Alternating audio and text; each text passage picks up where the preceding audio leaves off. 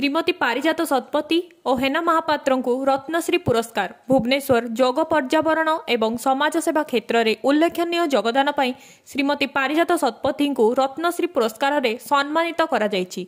श्रीमती शतपथी उत्तर प्रदेश स्थित करकपुर ठारे कार्यरत उत्तर पूर्व रेल विभागर प्रधान मुख्य प्रबंधक श्री अनुप शतपथी धर्मपत्नी अटंती। सेहीपरि शिक्षा वेद विज्ञान प्रचार प्रसार क्षेत्र में दीर्घ वर्ष धरी कार्यरत श्रीमती हेना महापात्र को मध्य रत्नश्री सम्मान से सम्मानित करा जायछि। श्रीमती 88% निश्चित उन्नति 1990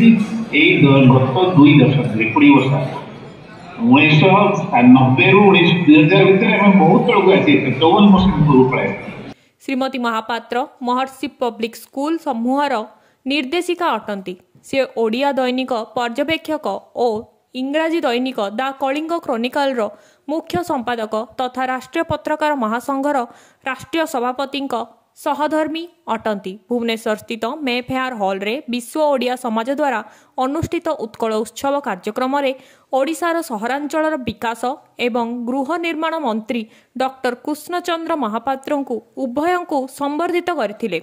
एही अवसर रे भुवनेश्वर पूर्वतन सांसद डॉक्टर प्रसन्न पाटसाणी, पूर्वतन मंत्री तथा पीसीसी सभापति श्री प्रसाद हरिचंदन, वर्ल्ड ओडिशा सोसाइटी अध्यक्ष किशोर द्विवेदी और शोभनीय आंदोलन अध्यक्षा डॉक्टर अरुंधती देवी प्रमुख उपस्थित थिले।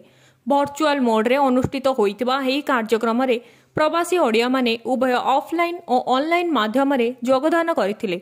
ओडिशार समृद्धि विकास रे प्रवासी ओडिया मानकर योगदान तथा ओडिशा और ओडिया बाहर कार्यरत अनेक विशेष व्यक्ति को संबर्धित करा जायथिला।